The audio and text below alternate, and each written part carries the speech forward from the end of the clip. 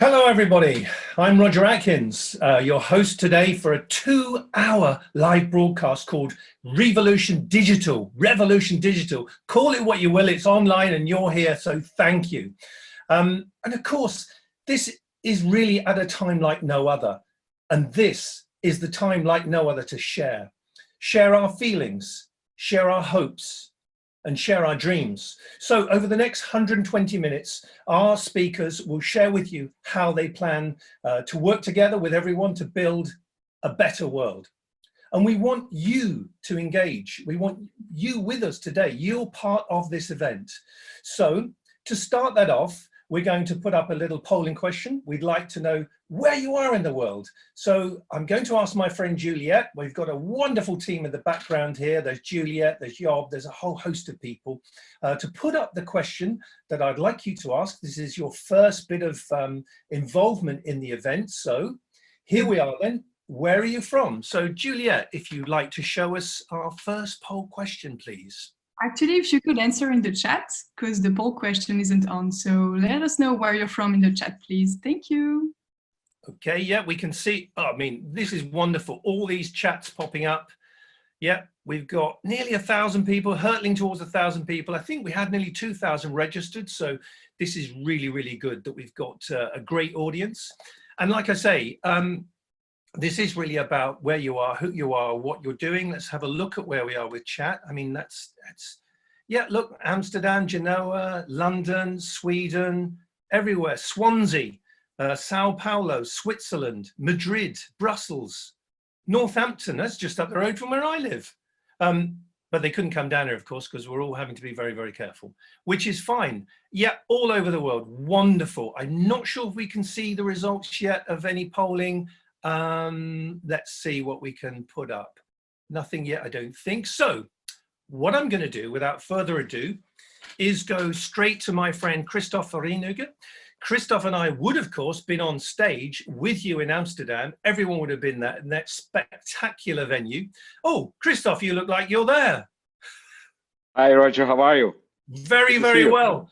Hang on, have you just not invited me and the show's going ahead, Christoph? It looks like the gig. No, this is last year.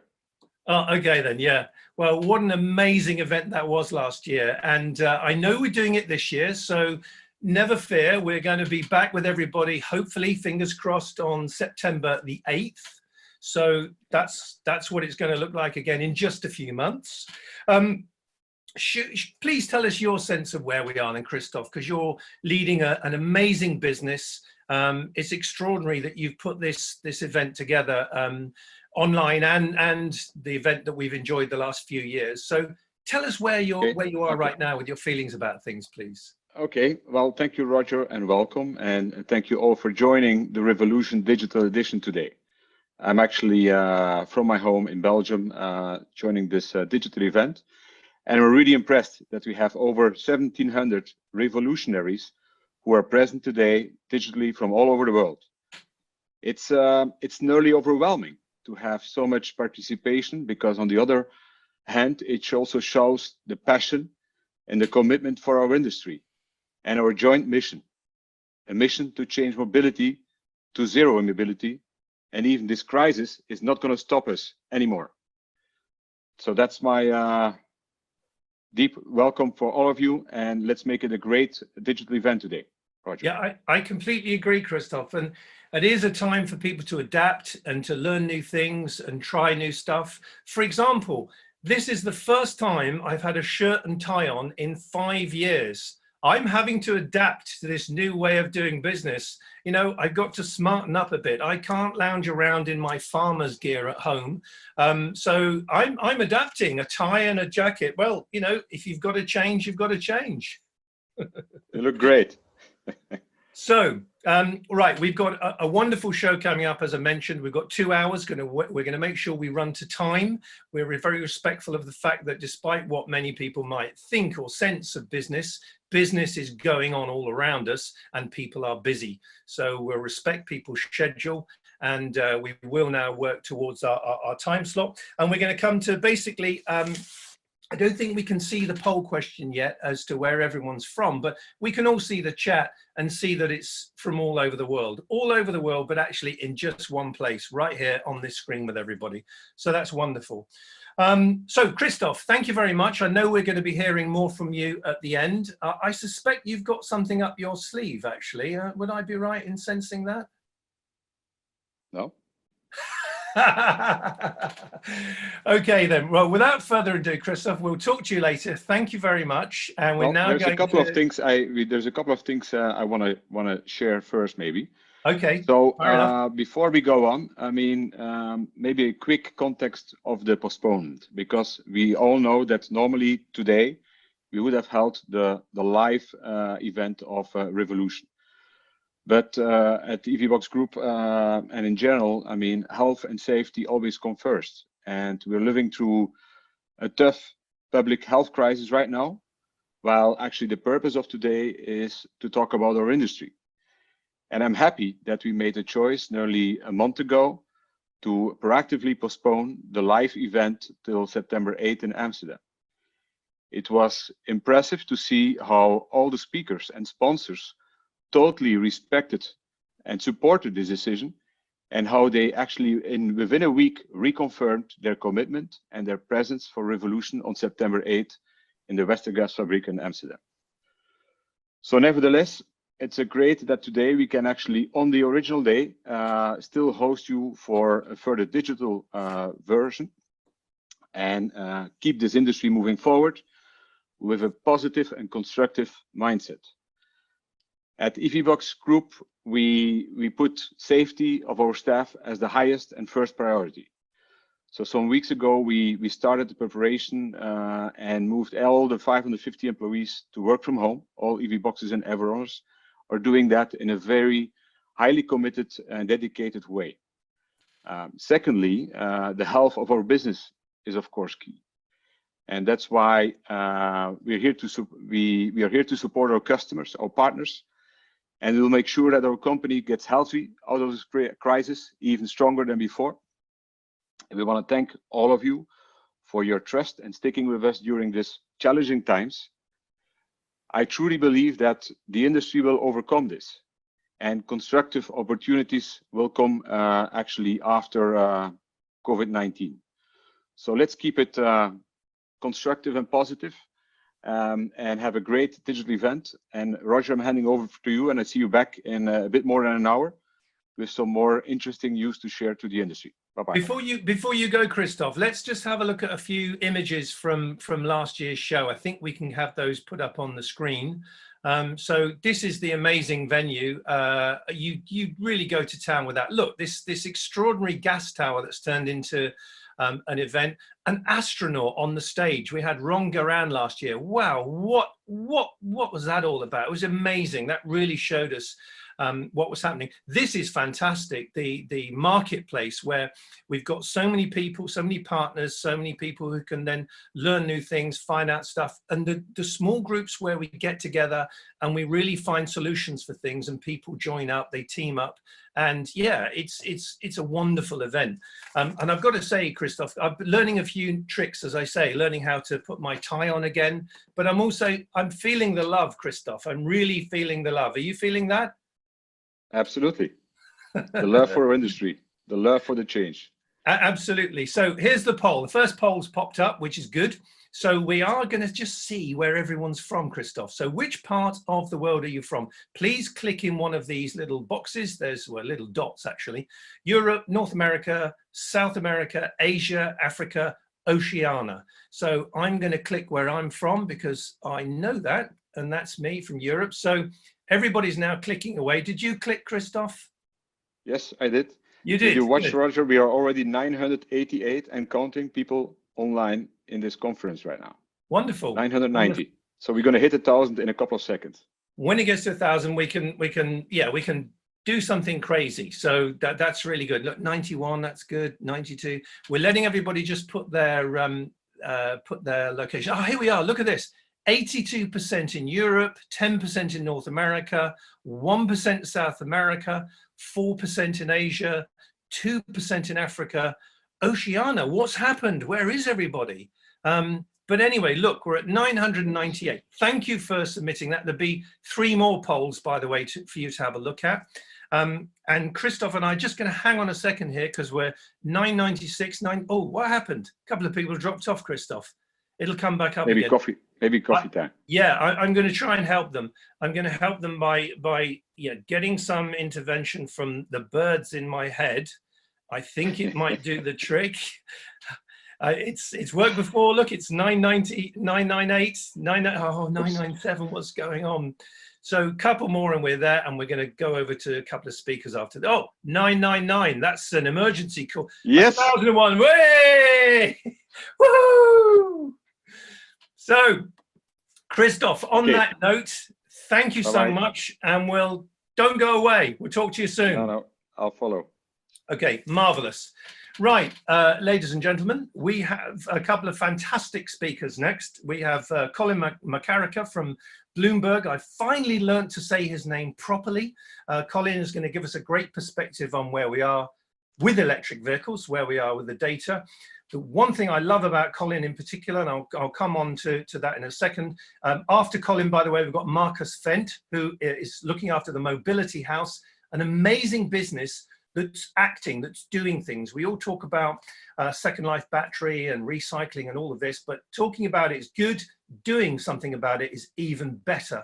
So we'll hear from Marcus after Colin, but Colin is first, and Colin and I have done quite a few of these online events now, and what impresses me more than his forensic analysis of the data is his ability to match his clothing to his soft furnishings in his home. Colin, it's a talent, my friend. So without any further ado, please tell us the story from how you're seeing the electric vehicle journey so far. Are we unmuted there, Colin? Not sure about that. He's clicking something. Not there yet.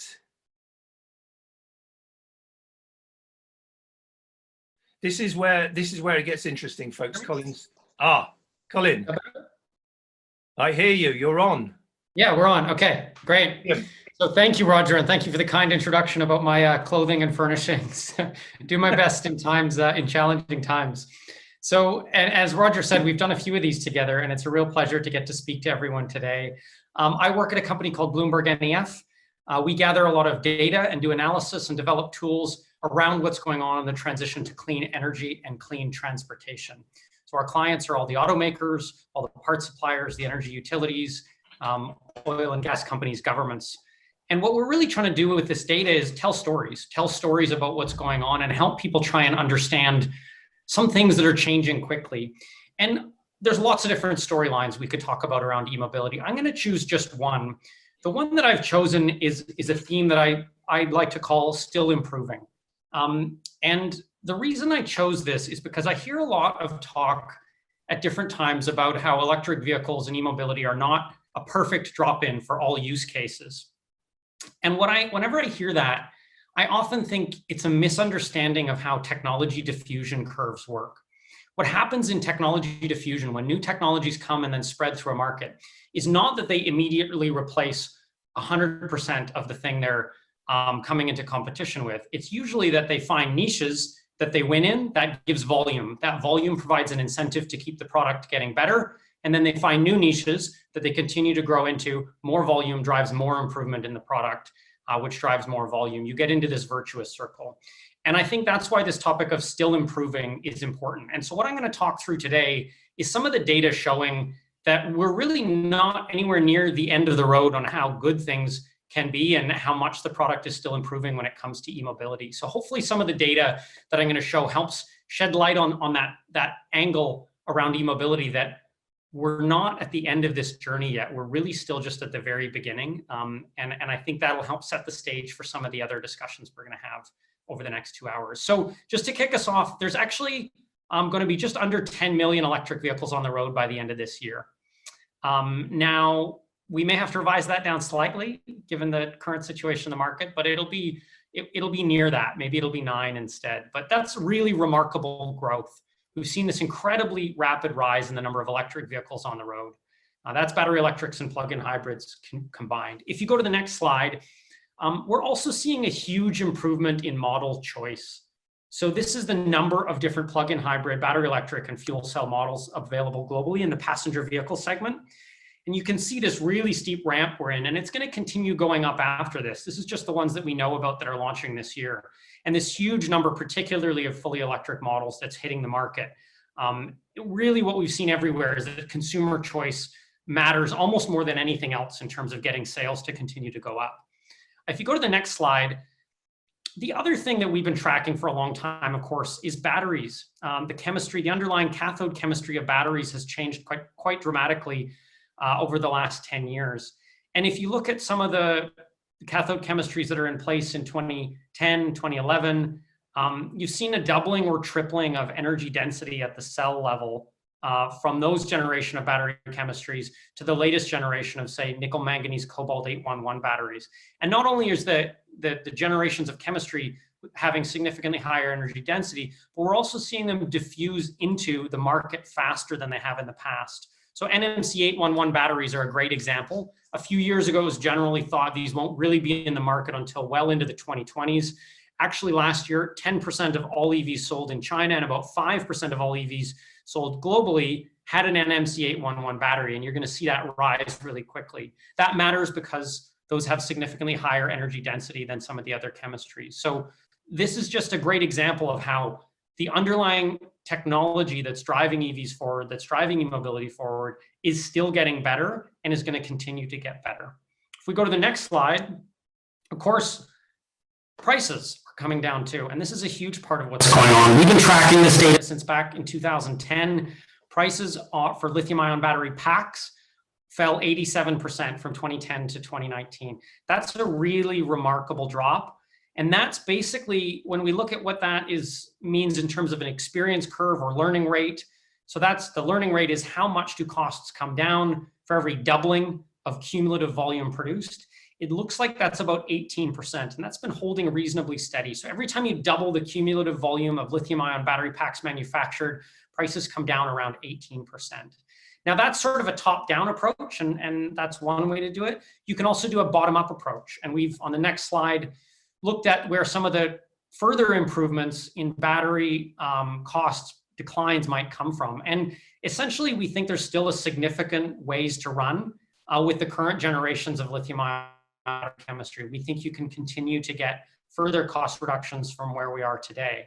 How much further is a big question. So if you go to the next slide, we think there's actually a pretty clear route. So each one of those triangles is one of these data points on price from our price survey over the last 10 years. The dotted line is the trajectory at an 18% learning rate. We think there's a pretty clear path to around $100 a kilowatt hour at the pack level.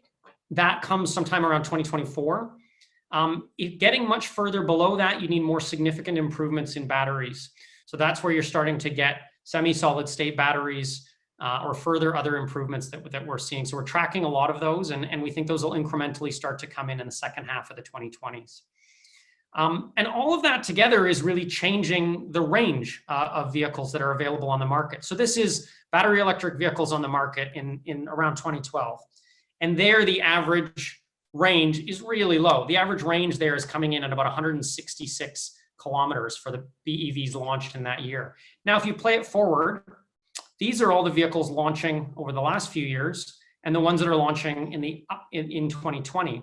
And the color is just based on the headquarters of the region that they're in. You can see those Chinese ones really starting to come up because the government there is pushing longer range models. And so if we look at the models launching this year, the average range is 379 kilometers.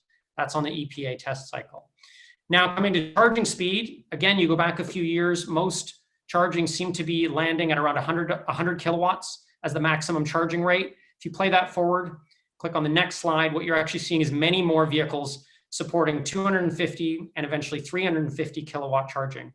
Now, most of the chargers out there can't support that yet. There are a small number, but what you're seeing is more and more of these vehicles that can support rapid charging. Now, this is something you have to move forward incrementally. The grid has to be able to take it. The chargers have to be able to take it. The battery has to be able to take it. And in some cases, you need to move the vehicle to an 800 volt architecture to support that 350 kilowatt charging.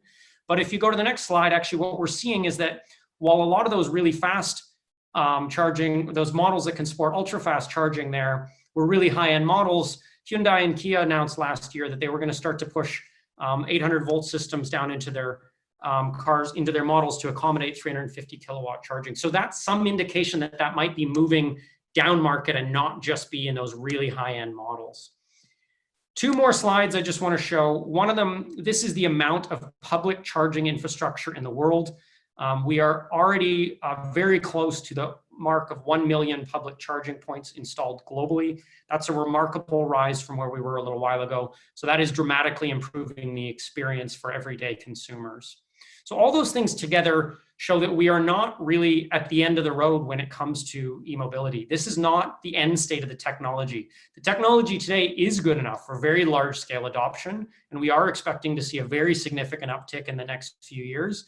Even after the full coronavirus COVID impacts run their course, we do think this market will continue to grow quickly. But we are also going to see continued underlying improvements to the technology. So if we go to the last slide, I just want to summarize what I think has happened over the last few years. In the 2010s, you've gone from a question of if e-mobility is going to take off. And now in the 2020s, it's all going to be much more about where and when, in which segments.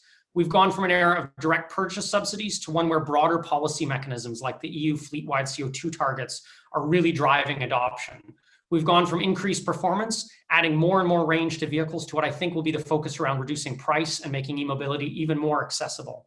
It's been focused on passenger vehicles. We're now starting to see many more segments really where electrification is taking hold. And there's some really killer apps for electrification in things like buses, in two-wheelers, and delivery vans.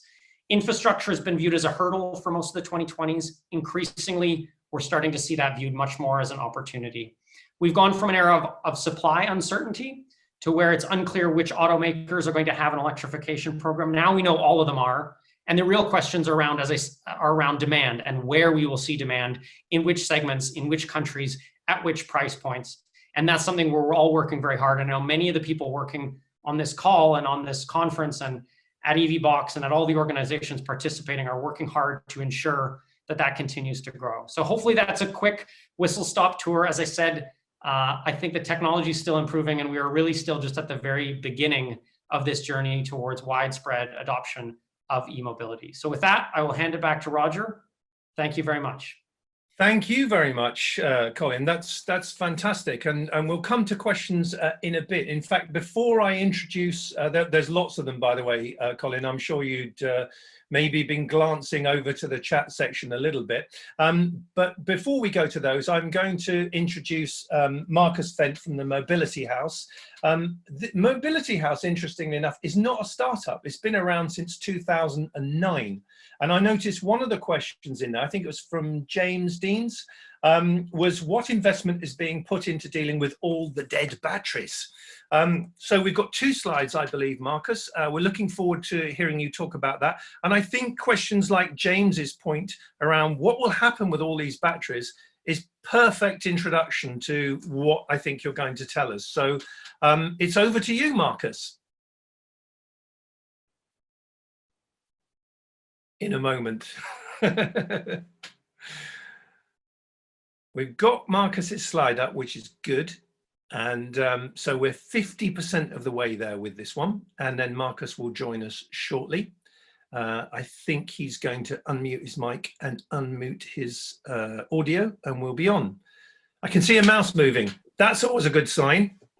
Can you hear me? Yes, we can. It's over to Perfect. you. Whoa, online. Are you on the space station, Marcus? Great. Thank you very much, Roger. Thank you very much for the intro, and Colin also to prepare the ground that e-mobility is coming heavily. And I would like to focus on one step further than Colin did. So the vehicles are coming, they are produced, they will be there, or are there already, but will be there much more in the future. And let me focus on everything beyond the vehicle, beyond the gas cap. Let me focus on where do you connect the vehicles. So the mission of Mobility House since over 10 years, as you mentioned, Roger, is to bring energy and e-mobility together. But thus, we want to incorporate more intermittent renewable energy, charging at the right time, or also later discharging. We want to reduce heavily the CO2 part on the power production side, as well as we want to reduce the cost of electric vehicles, because we think that electric vehicles at the end can generate value, earn money on the energy markets. So how will this mission be realized? And Juliette, thanks, you already put the right slide on. Not in one day. We are currently, and I would like to focus on the red bar at the bottom, we are currently still on the very, very beginning. So with what do we focus today? We focus on how do we enable charging? How do we enable mobility at all? Public charging is a continuous discussion. Do we have enough charge points in public? Can we install charge points at condominium from a legislative point of view? And many, many discussions are still ongoing and will accompany the development of that industry for the next couple of years, because countries develop in a different speed. But the next level is already visible. So there are already countries or states like California, some areas in the UK, but also in the Netherlands, you could see it if you have large corporate parking spaces. You might have an issue already on the grid side. So the next level in the e-mobility pathway, the industry pathway there, will not be anymore what kind of charger do I put there? Is it the right one? Is it a future-proof one? Is it one with open interfaces which can grow to all the possibilities of the future? No, it will be how do I manage the grid? Because the grid actually is by far too weak to cope with e-mobility in general if we charge like we would charge normally. So coming to work at 8 in the morning, or coming home at 5 o'clock or 7 o'clock in the afternoon. If I talk about the guys who are working in the e-mobility industry, even later, so we can't all charge our cars at 7 at night. So we have to postpone that. In California, this is standard. You get half the price if you do that after 11. And you see more and more models in the future. So the next step will be on the energy side, on the connection side of vehicles to the energy. How do we minimize cost? And this is our profession, what we do on a daily basis. But let me also give you one perspective to the future already. This is vehicles can be part of the energy system.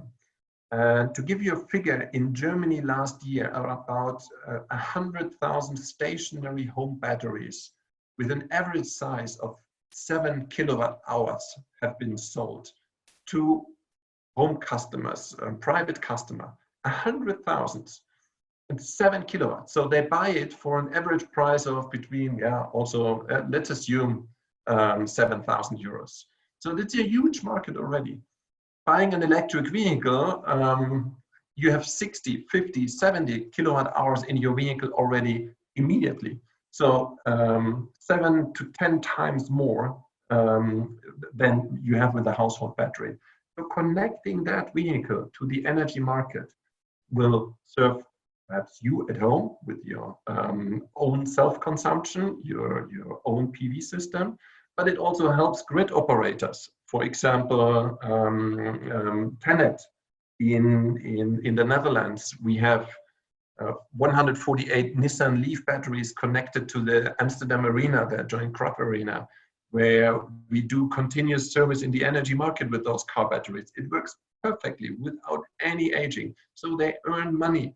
1,100 euros, last year a little bit less, 900 euros a year.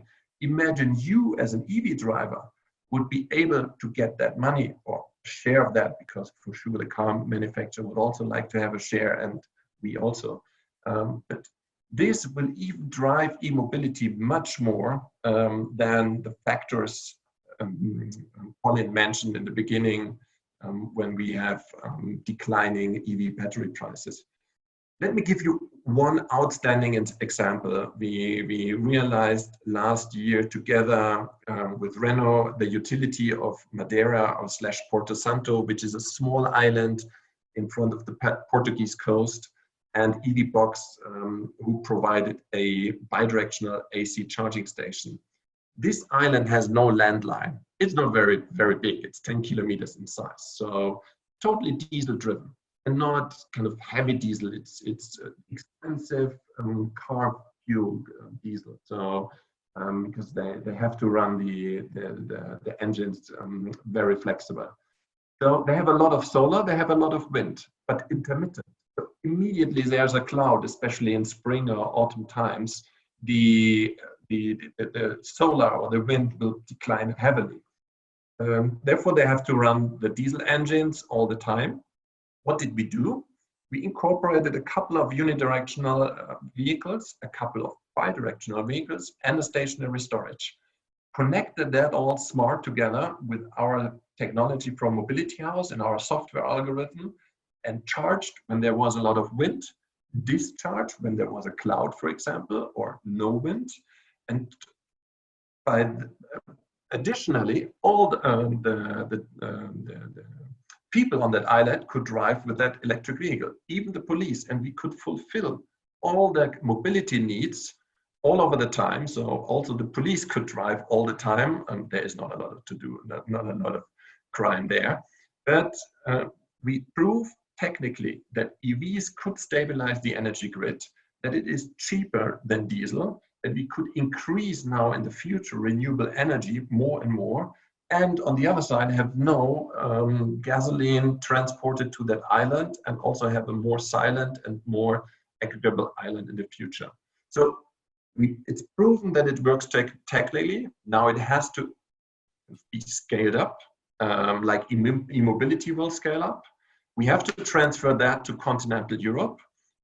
We have to start with smart hardware. We have with smart charging station. We need an intelligent control. We need deregulated energy markets, considering electric vehicles with their batteries as a solution and not a problem.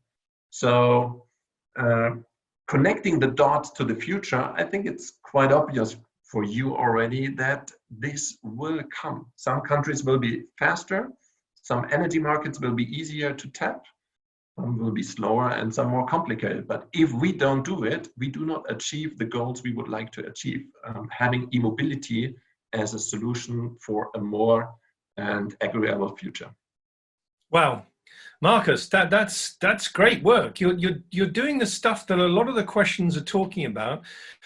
Thank you very, very much for that, and Colin, of course, as well. We've got really, I mean, honestly, there's so many questions coming in. Sadly, we can't ask all of them, but I'm going to run a poll in a second just to get the next sort of answer. By the way, Carlos Rodriguez says Madeira is a paradise. Now, I've never been there. I've eaten a Madeira cake, but I've not actually been to Madeira. So that's Carlos, I guess. Perhaps he works for the tourist board there, Marcus, I'm not sure. So look, we're going to ask a question first, because that's fascinating stuff from both you and Colin. So here's the question we'd like everyone to answer, please. Which EV-related technology gets you more excited? Is it ultra-fast charging, V2G, V2X? Is it charging management software? Or is it wireless charging, low power, mid power, high power wireless charging?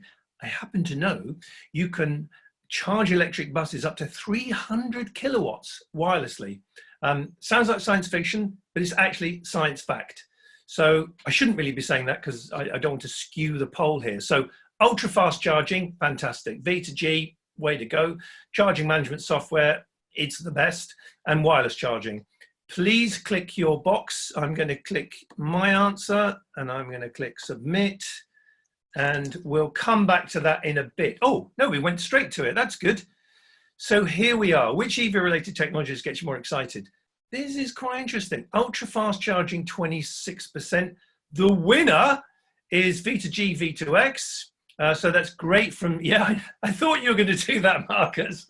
Brilliant. Charging management software, 16%. Wireless charging, oh, that's pretty good, 25%. But there you are. I think, yeah, vehicle to grid, this whole thing of balancing the grid using the battery stock as a way in which we accelerate the adoption of renewable charging capability, and we get the best out of the batteries. You know, they're not just for their principal motive power job. They have a number of functions. That's fantastic. So look, and Roger, you were asking a question in the very beginning about the batteries and where all this come from, and I would like to turn that actually around in our thinking. Where does all the oil come from, and where does it go? So we know where it comes from. We know what it creates to the nature. We have benefited very much from that. So I don't want to kind of make it bad, but we now have a better option, and we know where batteries come from. We are much more capable to handle all the issues which come with batteries, and I don't want to neglect that at all in the future. But batteries we can actually totally recycle. With oil, we can't. We produce CO2. So if we turn the thinking around, I think it's obvious that we have to go the electrified way. Yes. Okay. Right. I'm going to ask a few questions. So this again is for you, Marcus. So Colin, you can stand by your beds. Is V2X really coming for homes? It also seems that V2X is CHAdeMO only, which is becoming a niche in Europe. Will there be a CCS-based V2X for home? That's from Christian Peter. It's a good question. As I'm also the deputy head of the Charin focus group grid integration, I can say you that the whole standardization is working heavily on that V2G topic and on the standard. The standard is out already for kind of the pros. It will be out by beginning of next year, and then the testing can start, hardware can be produced, cars can be kind of programmed accordingly. So I and Charin, we assume that it will start around 2023. Volkswagen just announced that around that area, they also will have their first ID3 V2X ready. And we see that it works technically already for a long time with the Nissan Leaf. So I think this is set. Vehicle to home is a very specific use case in certain countries where you have a lot of solar. I have to admit this. But as said also from Colin in the very beginning, and as we have seen with electric vehicles, it starts in niches, and it starts in niches which are not price sensitive. And those solar guys in Germany, they are not price sensitive.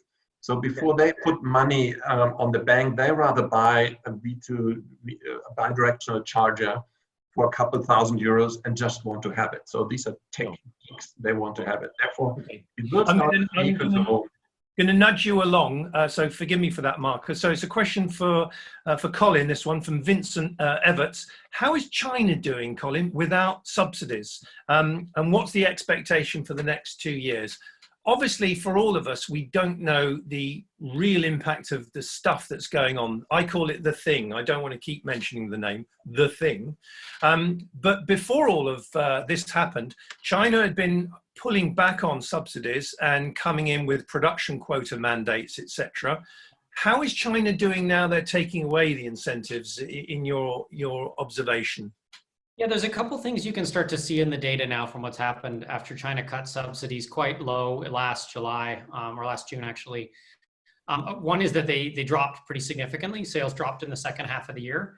Now, some people were surprised by the subsidy cut. It was always sort of telegraphed that China wanted to fully eliminate direct purchase subsidies by 2020. That was part of the roadmap from quite a while ago, and they've been phasing them down.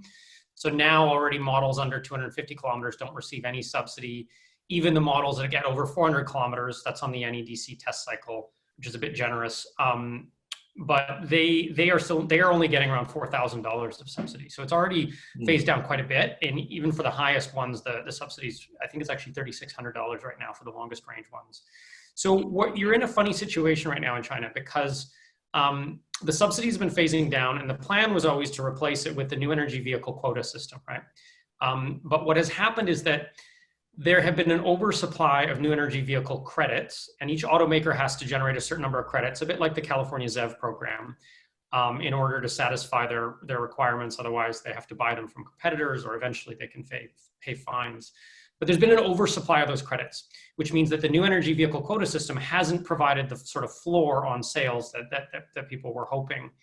What you're going to see probably this year again is an oversupply of credits, but then I think you'll see that start to tighten next year. So you'll see them start to up the requirements that they have for the amount of credits.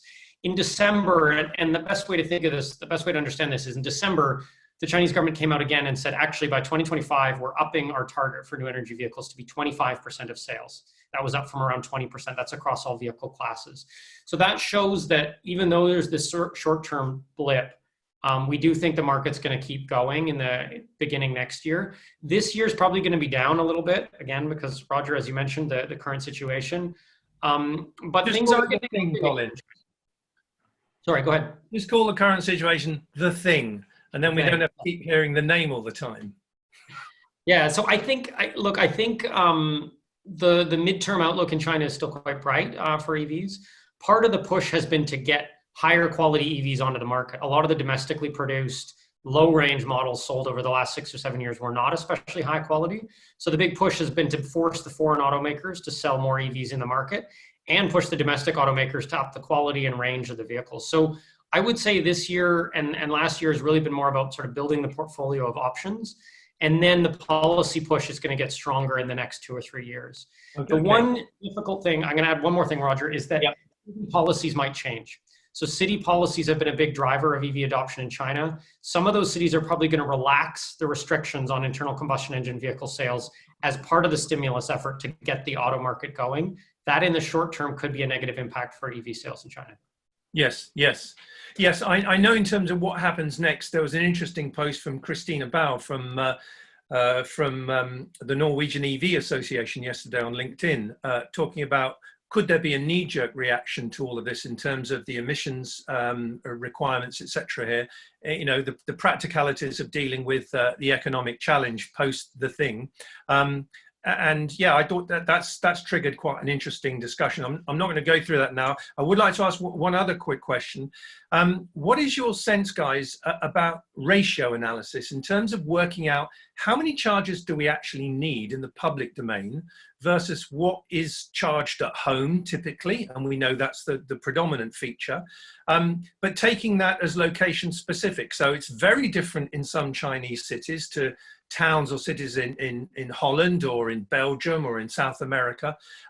What work have you seen that's been done to analyze or to discuss in detail some kind of ratio analysis so that we know what we should really be putting in the ground on the road or in the homes? And any work on that either of you are aware of? Colin, you go first. Yeah, I can tell you that we're working on it a lot right now at BNEF. We're working on a forecast for what a reasonable number is. I think a lot of groups are overstating the amount of public chargers that you need in order to get high volumes of EV uptake. Certainly there's some easy wins with people who have access to home charging or workplace charging, right? And I think what you'll see over the next few years is growing recognition that you can still get.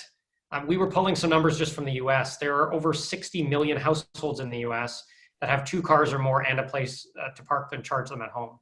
That's a huge number that you can start to work through with no behavioral changes needed, not a huge dependence on the public charging infrastructure. One of those cars is electric and is used for the commute. Now, that's not to say that's the only application. There are applications for 1-car families who live in an apartment and want to use the public charging infrastructure. But I won't put a number on it because we're still working on our number and I don't want to prejudge that. But I would say it's probably less than a lot of people think it is in terms of the amount of public charging infrastructure you need to get widespread adoption. Okay. Marcus, have you have a view on it? Thank you, Colin. I would like to draw some attention to another area which is absolutely underrepresented. This is workplace charging, because as you realized, I'm coming from the energy side. The sun is shining during the day, so we should utilize the sun, charge it during the day to our car and take it home at night. So this will create value to ourselves, but also to the kind of low grid capabilities in certain sites, or when I'm a curbside parker. Yeah. So I think there should be done much more, and I think even in the future they might be paid by governmental subsidies or by subsidies of utilities, because they could utilize these cars much more than if they stand at night. Sure. Okay. Final question. What about the BEV bus market? What about the electric bus market? Given that, you know, we've got some cities with amazing bus fleets. I think the one that, of course, everyone quotes is Shenzhen, with I think it's 18 or 19,000 buses, isn't it? So what about the outlook for the electric bus market?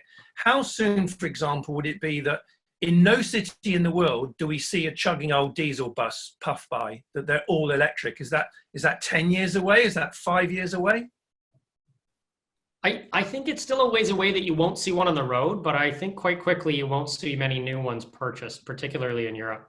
So some of those Chinese cities forced the issue and did early retirements. I think most European cities are still in at least the way they're talking about it is on the replacement cycle. So you get to all new ones will be electric. And certainly that you start to see that in all big European cities, North American cities and cities in Latin America, a little further behind, but actually you're seeing really interesting things happen in some Latin American cities, particularly Colombia, Chile, and a few others. Electric buses is one of the killer apps to me for electrification. It's just going to go. There's an urban air quality concern. There's a good economics. The big thing that's been holding it back is in a lot of ways models and some of the charging infrastructure, but that's coming. I think that segment, we've passed the tipping point on it. I think within a few years, particularly in European capitals, most new bus sales are already going to be electric. Good. Good. And again, also to add something from the energy side, imagine about all the school buses in the US driving 3 hours in the morning, 3 hours in the afternoon, sitting around 18 hours a day with a huge battery capacity. Wouldn't you like to utilize that and reduce the price by offering it to the energy market?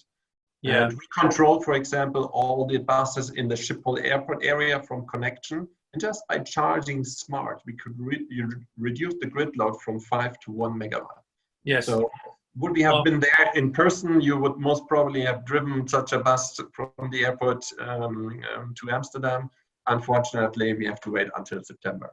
Yeah. Well, there's good news here from Diana Wittendorp, who's telling us that in Leiden, which is in the Netherlands, of course, all buses are electric. So it's not all about Shenzhen. Leiden is right up there as well, I'm pleased to see. So that's great.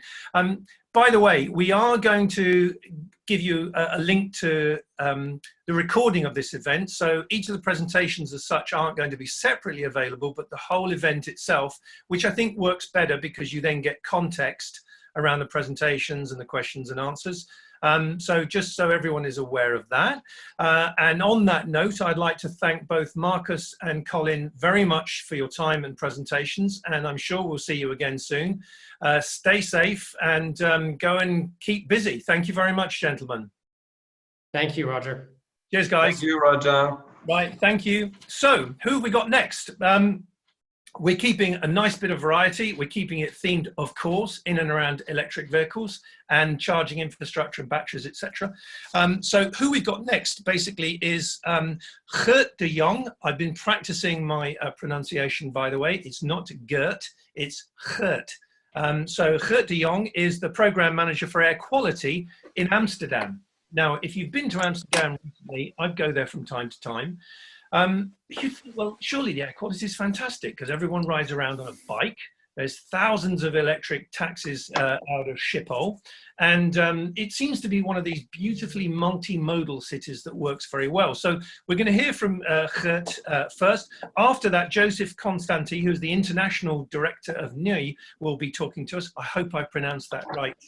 I'm sure I'll be told otherwise if I haven't. But Gert, welcome to the show. And the stage is yours, my friend. So tell us about air quality in Amsterdam. It's beautiful, isn't it? Thank you, Roger, for your introduction. How are you? Very well, thank you. Very good. Yes. Yes, I'm Geert de Jong. As you told before, I'm as a program manager at the City of Amsterdam, responsible for electric mobility and air quality. And I want to tell something about our ambitions and goals for the next 10 years.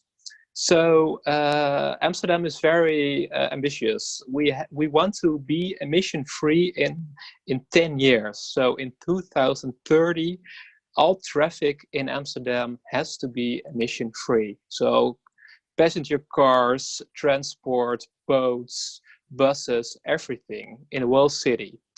So this is a big ambition. The first big next step is already in 5 years. In 5 years, we want to make a big part of the city within the ring A10. So it's the main parts, city center plus some outer districts has to be emission free for all traffic except passenger cars.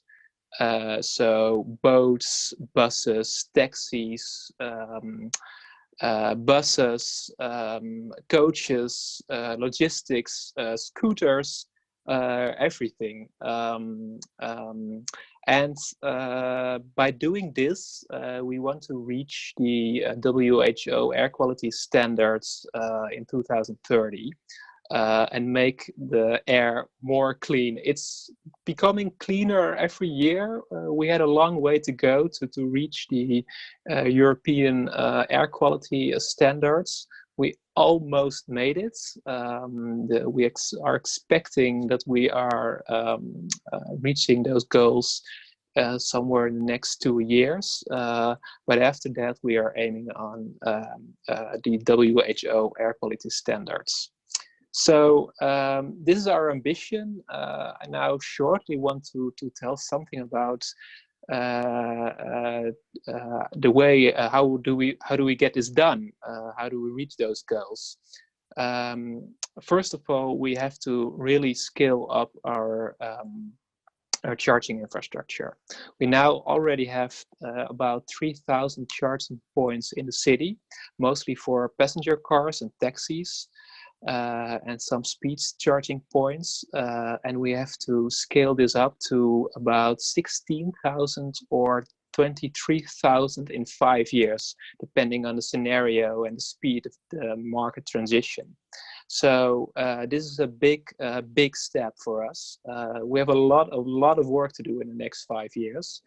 But, and that's important to make clear, I heard a lot about technology this afternoon, but for Amsterdam, this is not only about technology. It's not only a technological challenge. The actually transition, the big step we have to take is to make this transition with all those stakeholders in the city. So with our taxis, bus companies, coach companies, boat companies, transport and delivery companies, with all those stakeholders in the city, we have to make this transition. So it's about technology and about charging infrastructure, but it's also about collaboration with all those stakeholders in the city. And to have this process and define together which measurements are necessary to reach this goal. So it's about charging infrastructure, but also about communication, about the possibilities, and about maybe stimulation, financial measurements, all those things. So so this is a quick summary just to start off, and I just want to ask, was it clear, and are there any questions from those plus 1,000 people which are listening? We've got lots of questions, Gert, which is great. But what I'm going to do, I'm going to jump to Joseph first, and then we'll come back and wrap through both your presentation and questions that came from it, and Joseph. So, Joseph, I hope you're there. That's the plan. Oh, yes, you are. Good. So I know you've got quite a few slides, but apparently you are a world master, a ninja at going through your slides at a pace, Joseph. Is that correct? That's what I'm hoping to do. Can everyone see my slides clearly? We can, sir. So yeah, all fantastic and up there. So please tell us what it's all about, and we'll have a good Q&A session after that. So over to you, sir. Perfect. All right. So like you said, I'm the Director of International here at NU. I'm going to try to run through 23 slides in about 2 minutes. So give you a little bit of a background of what NU is all about and where we've come from. So in 2014, our founders started with a sketch of a scooter, kind of an ambitious idea at the time to enter the electric scooter market in China. China at that time was already selling 26 million electric mopeds every single year. to put something in perspective for you. And we quickly developed kind of our market position by being the first to bring like a connected lithium-ion battery scooter into the market that also really appealed to like the urban millennial, the same type of customers that were interested in an iPhone, a Xiaomi phone. And in doing so, by building that market in China, we were quickly able to not only be successful in China, but then to kind of go global in 2017 to specifically to Europe and then elsewhere. From there, we moved to Europe really because in 2016, we saw the numbers, they were quite striking to us. We were less than 10,000 electric scooters were being sold every single year, despite the fact that Europe is facing the same type of congestion problems. A year later, in 2018, NIU went public on NASDAQ. So where are we at right now? We're the leading electric moped brand manufacturer in more than 40 countries. Outside of China, we have hundreds of points of sale, flagship stores in Amsterdam, Paris, Milan, Buenos Aires, Bogota, Seoul, and even cities like Kathmandu. Kathmandu, Nepal. I think we have 6 or 7 flagship stores at this point. Even in a country like Nepal, we are growing. So we also provide the scooters and the software backend as cloud support to moped sharing operations on 4 continents, including Felix in Amsterdam, Revel in the United States, and elsewhere. Across just the sharing operations, you're looking at more than 1 million trips every single month in sharing, and really we're only kind of touching the tip of the iceberg here. And then globally, since our founding, including China and overseas, we have more than 4 billion kilometers driven, which is quite nice. And beyond that, this is all kind of coming together to really achieve our singular purpose, which is to redefine urban mobility. And what we mean by that is we're redefining urban mobility so that mobility is built for the urban context. And we all know here at NIU, and a lot of our partners around the world also know, that cars are also not the answer for urban congestion problems. And in fact, cars are the enemy of the city. And even Bill Ford, I say this every time I get up on stage, even Bill Ford, the great grandson and the executive chairman of Ford Motor Company, agrees with us. He says, back in 2011, that all cars, electric and petrol, are not the answer for urban congestion problems, because 4 billion cars without emissions is still a traffic jam. And so one little last fun fact that I want to give you before I go is that, we always talk about EVs and everyone gets in the mindset that EVs are cars. But in fact, we have many types of EVs around the world. And to put something in perspective, a car versus an electric scooter or electric motorcycle, to move one person 1 kilometer in a Tesla Model S takes at least 5 times more energy than it does to move that same person on a new electric scooter or an equivalent. So we begin to think as to what is the right mode of transportation when it comes to electrification, especially when it comes to cities. And this is, our larger mission in working, with cities around the world and partners, whether it's battery manufacturers or suppliers, to really help solve that issue. So thank you very much, and looking forward to some questions. Joseph, thank you very much. That was fantastic. That's, and that quote from Bill Ford, that's extraordinary. He didn't make it, he wasn't in the bar at some hotel when he made that quote, does he? It's amazing. No, it was a TED Talk. You just go Google it and YouTube search it and you'll find it. Wow, amazing. Okay, right, we've got lots of questions, so we're going to come to those. But before we do, we've got another poll. And I think, given what you've both wonderfully explained that you're up to and what's going on, it would be very intriguing to see what the result of this poll is. So here's the question. In your dream city of 2030, how do people move about? Is it same as today? Love myself a good engine roaring. I mean, there are plenty of people who do. They take their EV. There are no more ICE allowed. EV ride sharing. Nobody owns a car anymore, or no cars of any kind. Everyone uses public transport or bikes. So if you'd like to vote now, I'm going to put my vote in. Okay, that's Oh, I changed my mind. I hesitated then. Anyway, submit. Right, I've done my submission. If you'd like to do that with yours, and then we'll be coming on to the questions. I think the way this technology works, which is fantastic, is pretty quickly everyone has clicked their choice, and the result will pop up now. There it is. So here's the result.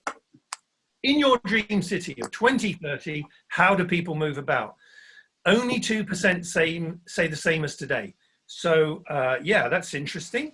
The next most popular one is no cars of any kind. Everyone uses public transport or bikes, 26%.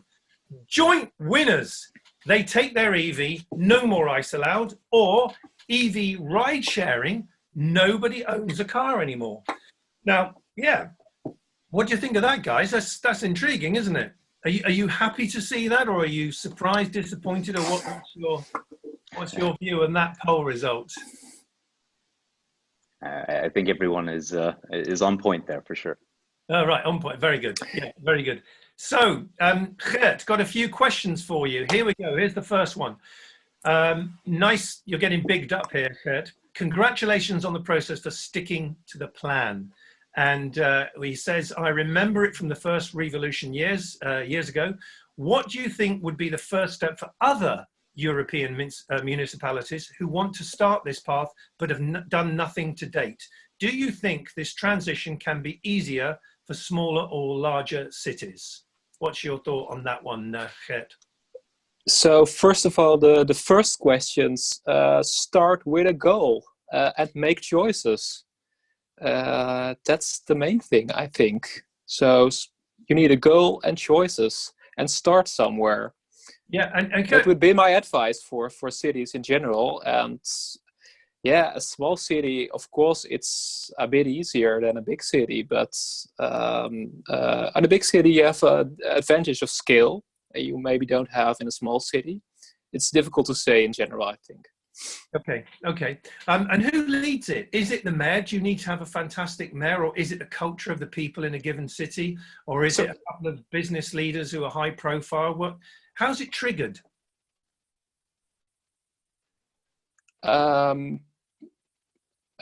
Political, I think. I think politics needs to set the goal and make the choices, and then you need the big stakeholders to follow these choices and make their own decisions and give the good example. That's the combination you need, I think. Okay. And the poll you just made shows that this is a big movement, so people are ready for this. This is the right time to do it. Yes. People are supporting this, so make those choices now. Yeah. Thank you. Yeah, some good questions coming in here. So here's one from Erwin de Spiegelacher. How was your company, Joseph, organized? How's it organized in terms of maintenance and repair of the scooters in Europe? Because obviously some of these things take a right bashing, don't they? Yeah, I mean, across the world, we work with distribution partners, country by country, and they are working with us within our dealer network to be able to provide after-sales support for all of our customers, where they buy online from us or they buy direct from a dealer. Okay, another good question for you, Joseph, from Paul Welsford. E-scooters and e-bikes often use different charging standards outside of Type 2 CCS CHAdeMO. How do we give regulators confidence in these removable battery charging systems? That is a good question. It's a very, very good question. I think with time and experience with this format, the local regulators, country by country, city by city, will become not only more familiar with and how to actually regulate it, but more importantly, more confident with the technology and choosing which partners should be and should not be allowed to offer these types of solutions. So I think it's with time that this really comes into play. And remember, keep in mind that China has been using electric scooters for the better part of the past decade. And even way back in 2008, when you're looking at lead acid batteries as the primary battery pack type, people were still removing lead acid batteries and carrying them into their homes for charging, despite the fact that they weighed 40 kilograms for a kilowatt of power. So I think it's a matter of time and familiarity with the system itself. Okay, thank you. Roel Potisep is asking you, Gert, how many of these chargers are DC, quick chargers, and how many are AC? Do you know that number off the top of your head? I'm very impressed if you do. Quick, about 20 till 30 in the next few years. And normal charging points in the public space, we have about 3,000 charging points. So about 1,500 charges, 3,000 charging points. Yeah. Okay. But it's not enough.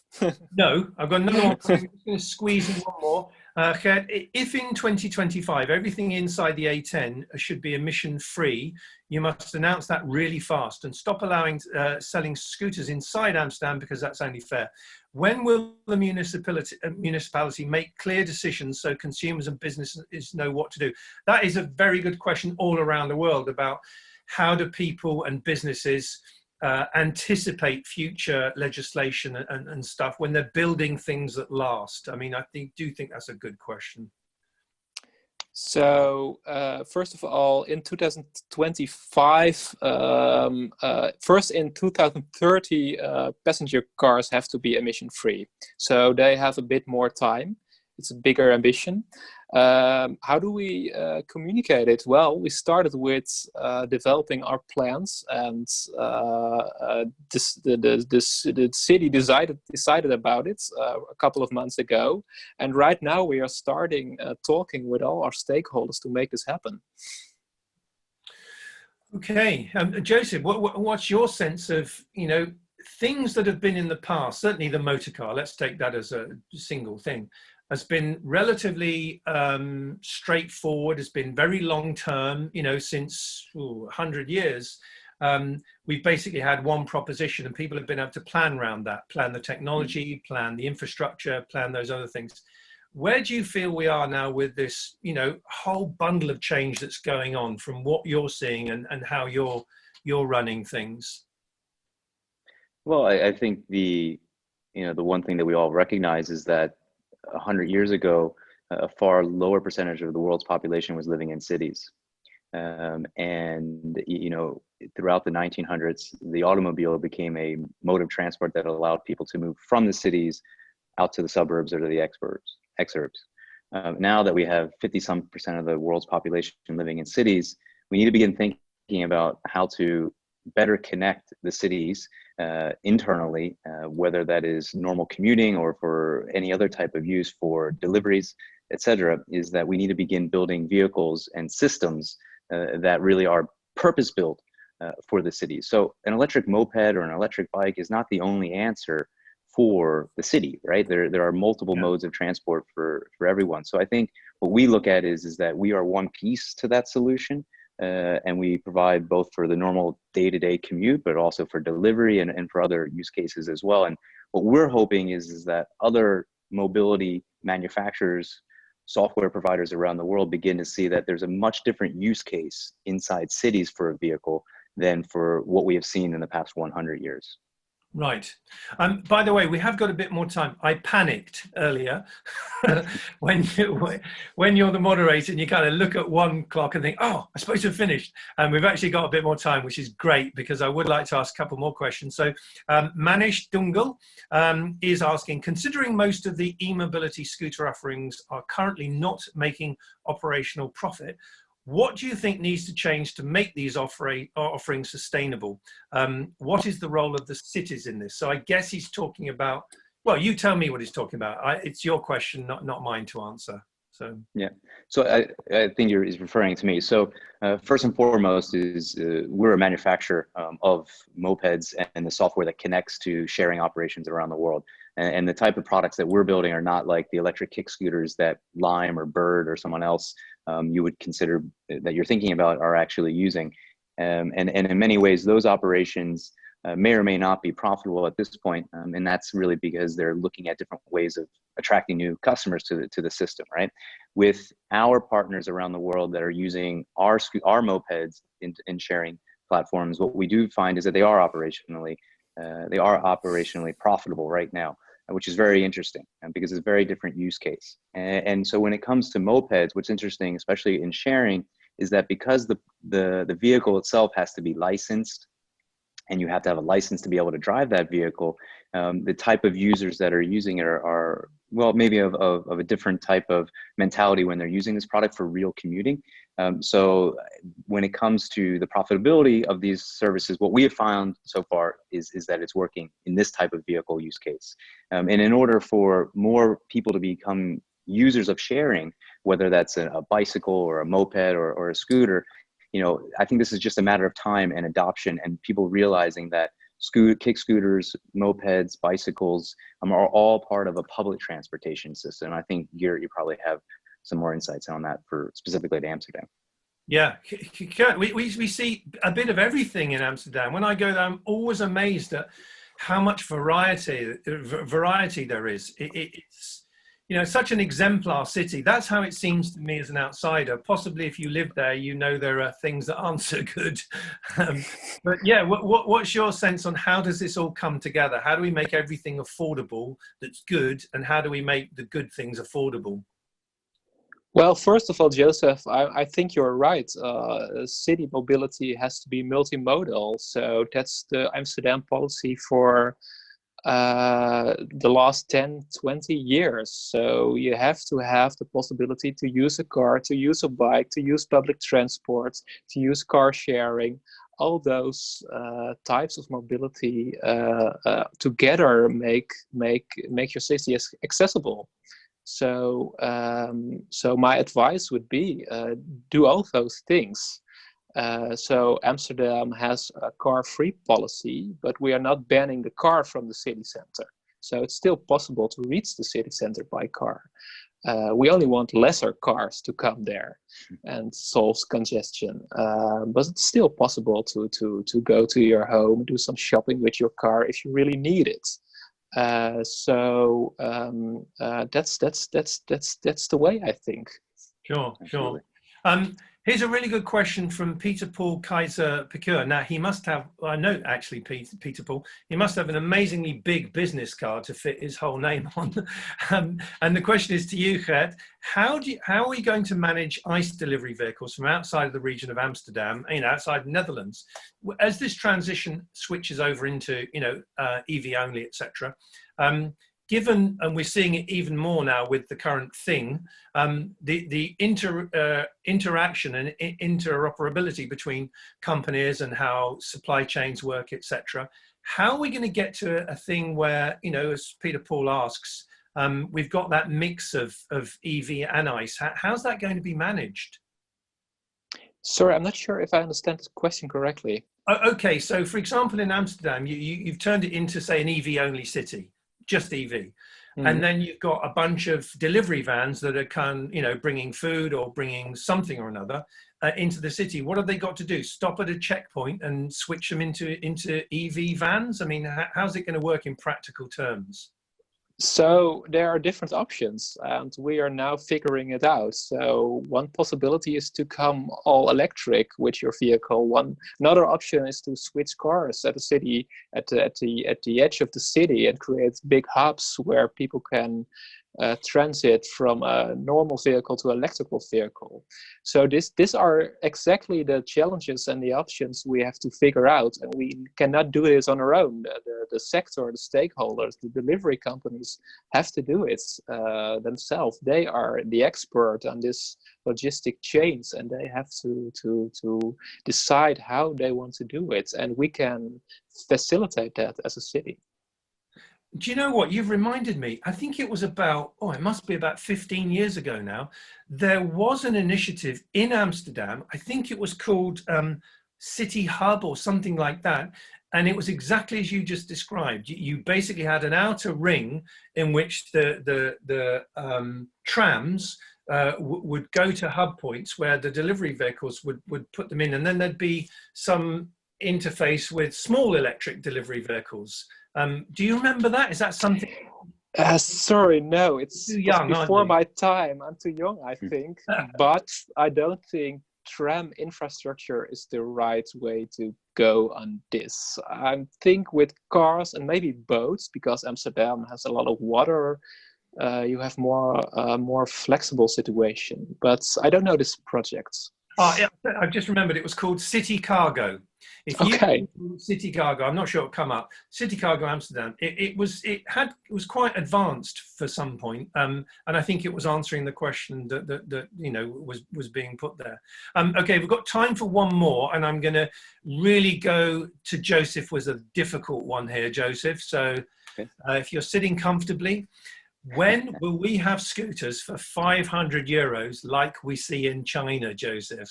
Come on, then. I don't think anytime soon, especially if you want realistic ranges for day-to-day use. It'll still be some time before we get there. I think the best opportunity really is maybe with electric bicycles, where total package components and battery pack are much more realistic to get to that price.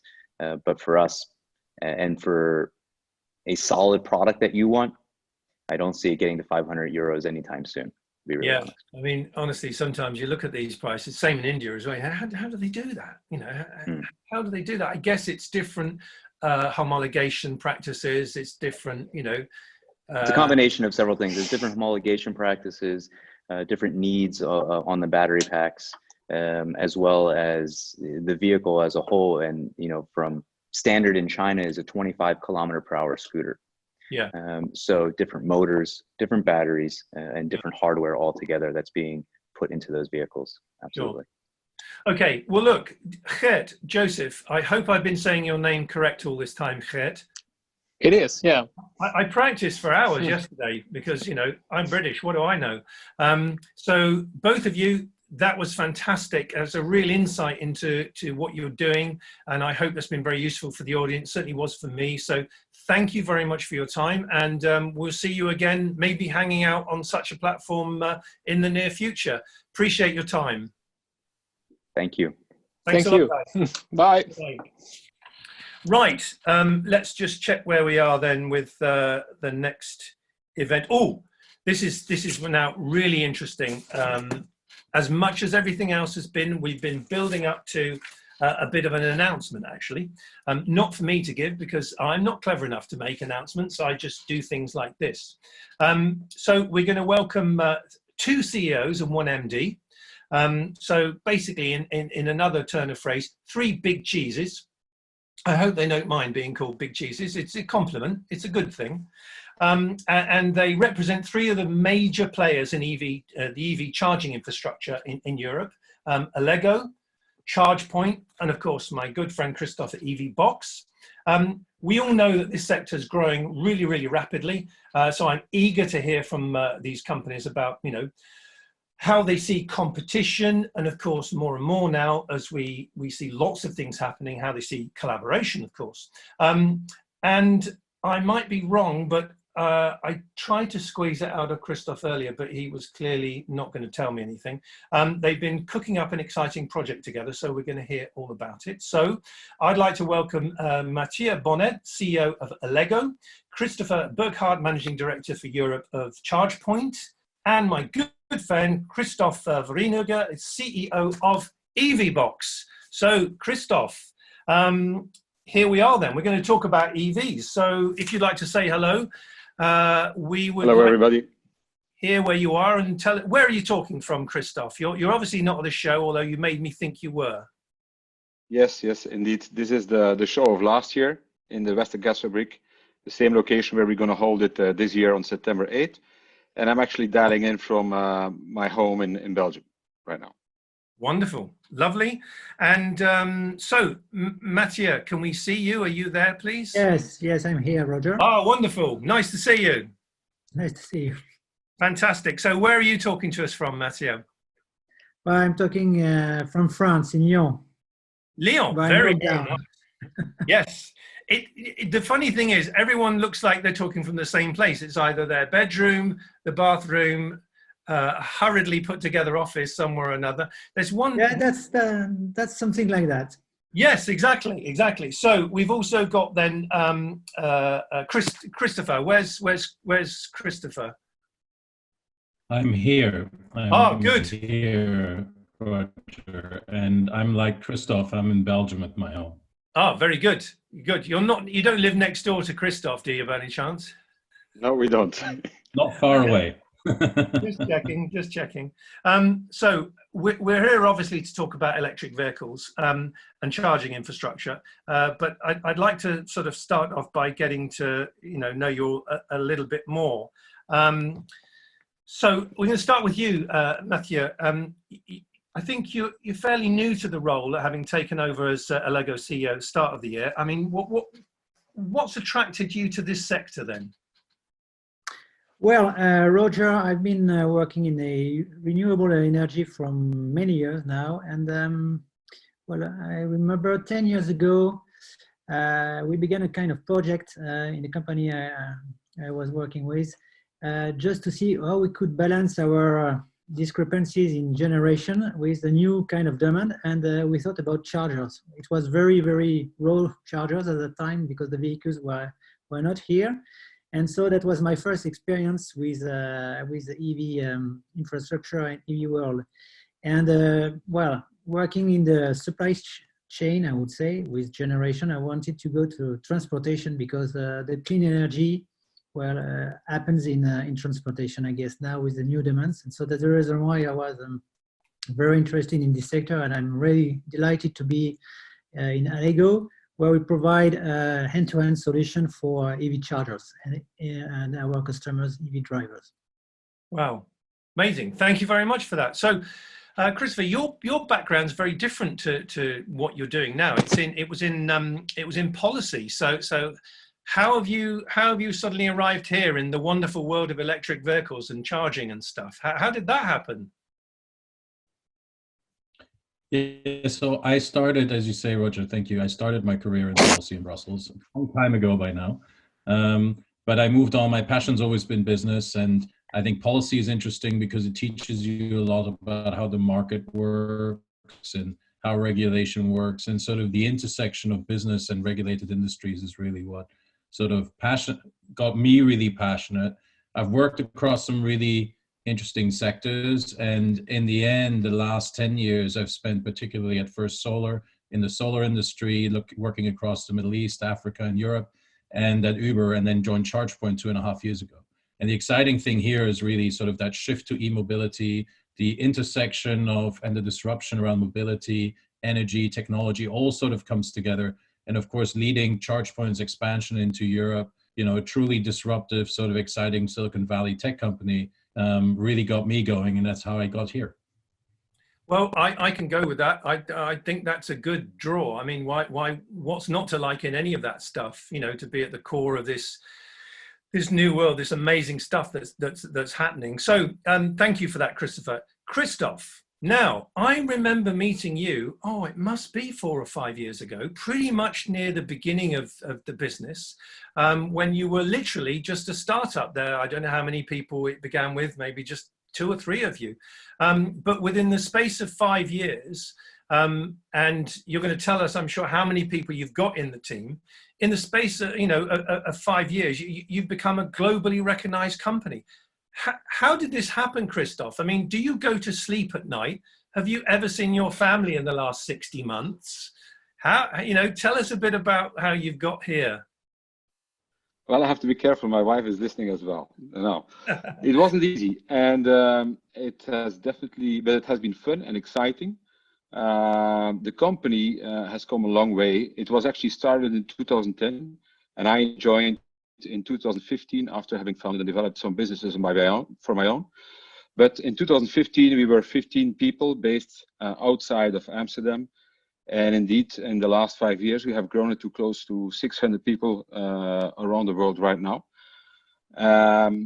It was a great time when I joined, and I'm really proud on how we have actually executed this growth, which is purely the result of fantastic teamwork. I also dare to say that we are lucky that we started in the Netherlands, which I think is a great advantage, as the country is a big supporter of e-mobility, open standards, and also advanced in terms of infrastructure and all kind of innovations when it comes to e-mobility. We have actually moved from a Dutch startup company towards a hyper-growth scale-up company doing business internationally. And that has been possible purely through hard work, involvement from really talented people with lots of passion. And as a company, we always have tried to be ahead of the curve. For example, in smart charging, but also by constantly investing in software and hardware development. And indeed, we have grown fast, but it's also important to keep that we want to keep our startup culture, and that we have done that since the beginning. So it's really the culture within the company is very strong, and I'm lucky to be surrounded with such a great pool of talent. And together we have done some nice stuff in the last 5 years. You definitely have. You definitely have. I don't know Christopher's business or Matthias' business so well. Obviously, I know what they do. I'm aware of how important they are. But obviously, I've worked closely with you and your team on a few things, the event, specifically. And what I think you've got right is fundamentally the job of any business leader is to make the business work. And that comes from people all working as a team and working hard. The things about fun and culture and all those other nice things, perhaps it's my age, but sometimes I think people talk too much about those first, because fundamentally, we have to run businesses that make money. We have to run businesses that are successful. But for sure, in my experience, and clearly what you're delivering is, if your teams are embraced in the mission, if they believe passionately in it, and you've picked the right people, they will work hard. And I suspect for all three of you, really, Mathieu, Christopher, and yourself, Christoph, this testing time right now is the real evidence of you picked the right people and they know what to do. They are still working hard. They are at home, but they could as well be in the office. They're getting stuff done. And so I think for all of you three and all of the people listening on the call, I think whilst the world does seem to have gone into this, call it a tailspin or whatever you want to call it, but the thing isn't something that should stop us, on our mission. And it's good to see that that's not the case. So let's talk about the bigger business picture, for the moment. We've heard from Colin, we've heard from Gert, we've heard from a number of people in and around EV, well, everyone in EV. How's the EV market performing at the moment, do you feel, particularly in Europe, and the state of the charging infrastructure in Europe? Because for me, it's all a bit of a mess to some extent. We've only now got OEMs building ever more choice, more electric vehicles. The legislation on emissions is to a great extent triggering that. We've had some big mistakes made about where charging points were put, whether they were well maintained or whether they worked. The kind of confusion around so many different operators. Where are we in your mind? I'll come to you first, Christoph, in exactly where the market is and that chicken and egg thing, the infrastructure, the EVs. Where are we?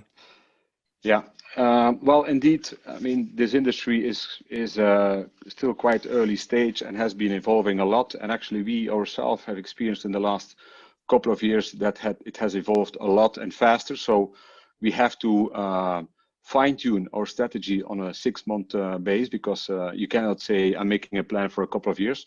It's evolving that rapidly, and actually the market is expanding rapidly as well. We see predictions that we'll have about 30 million EVs on the European roads only by 2025, and up to 45-50 million by 2030 in Europe. And that demand is there and it's growing. Even this small thing, like you call it right now, is not going to stop us. Additionally, people are actually aware of the climate crisis and are eager to play their part in reducing the global carbon footprint. And electric vehicles, in all type of vehicles, even the ones of Joseph mentioned earlier, they offer an exciting way for people to contribute to that, and they can own a cutting-edge consumer product while also doing something good for the environment, giving something back to society. And the market is growing. Fundamental, also charging infrastructure development is needed and is there to serve the driver. And the three companies here together, Allego and ChargePoint and ourselves, in Europe, we are together having over 150,000 charging ports in our networks across Europe. And of course, we want to even invest more. And that's why we are also incentivizing investment and towards an open market in charging infrastructure models across Europe. That will be important. And we believe we have to do that together as an industry. Yeah. So, well, okay. Thank you for that. So yeah, it's absolutely right. So Mathieu, we've got now, like I said, ever more choice coming with the EVs. You've got people leading things on whether we want to pick on Tesla or Volkswagen or whoever. There's no doubt about it. We are very close to, and some will say past the tipping point of hurtling towards mass adoption. How ready are we in terms of infrastructure development? And I mean that right from the power source, so from the energy source, where we are in the mix of whether it's hydro, whether it's fossil fueled energy provision to renewable energy provision. And where are we now in that infrastructure challenge that is going to come hurtling at us very fast? Are we really ready?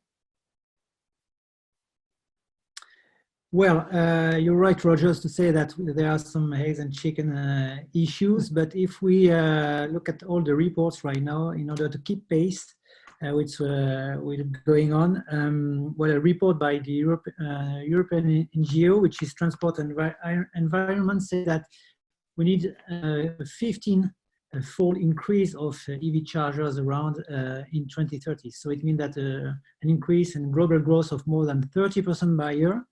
So we need to accelerate right now to make it happen and to deliver and supply energy for all these new vehicles.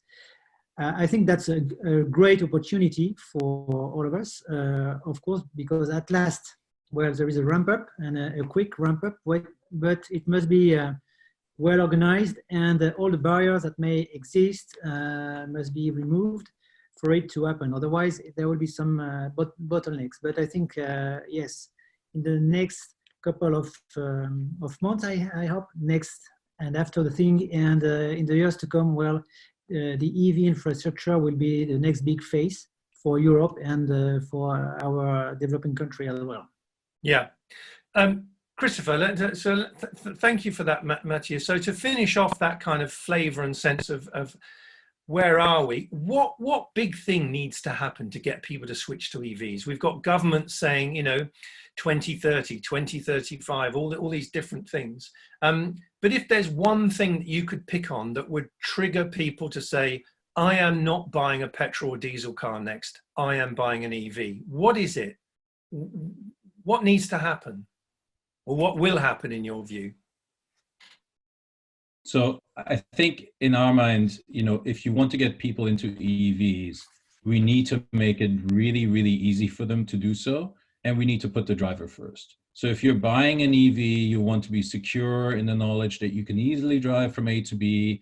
And that means that you can charge at home, at work, on the go, including long distance, and that it's convenient to go across borders, drive on holidays, do what you need to do, and that your charging is basically a seamlessly enabled sort of service, and that there's price transparency so that it's easy for the consumer to understand what they're buying. And in the end, that means that we need to promote, educate on e-mobility, because in the end, that's critically important that people understand what driving an EV is all about, especially as the fueling model changes for them, right? Because you used to go to the petrol station for a distressed petrol purchase. Now it becomes much more convenient because you can easily park your car while it's charge your car, while it's parked, whether at home, while you're shopping, or while you're at work. And Marcus mentioned this earlier. So workplace charging for us has always been the sort of hub around which charging develops, because if you do have charging at work, you're 6 times more likely to get into a car. So that's a great example of why the fueling model changing and educating people on that is so important. And that requires sort of supportive actions from governments, from local authorities, alongside what companies like ours are doing. And cities, regions, countries, and the EU developing the right policies and regulations that sustain and support that market model is really important in terms of creating a competitive and active and fast-growing EV industry. And these policies should, of course, be encouraged at enabling competition and boosting consumer adoption of the vehicles. So that includes removing barriers related to concessions, to the grid, to data sharing, to building codes, but also promoting price transparency and standards that make charging really, really easy for drivers. Right, thank you. Well, that clearly demonstrates in how you're finishing off there with that, Christopher, how aligned the three of you are, which of course is no surprise. And you know, and of course, it's no coincidence, Christoph, is it, that you've invited Christopher and Mathieu along here. You've given me some guide notes here, which I'm using obviously to do this, have this conversation.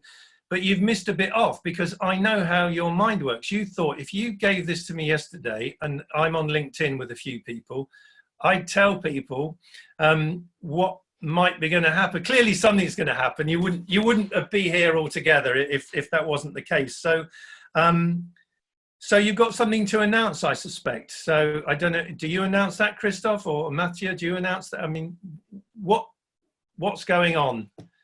There's some news, isn't there? There is some news, yeah, and maybe I'll let Mathieu first explain a bit about the rationale. Yeah, you have well understood, Roger. So we have talked about a lot about infrastructure and well, the need to deploy it rapidly now, and also that's the reason why we think we are a tipping point. So we want to join together and to bring an industrial alliance on this subject. So that's the reason why EVBox with Christoph and Christopher with SharePoint and Allego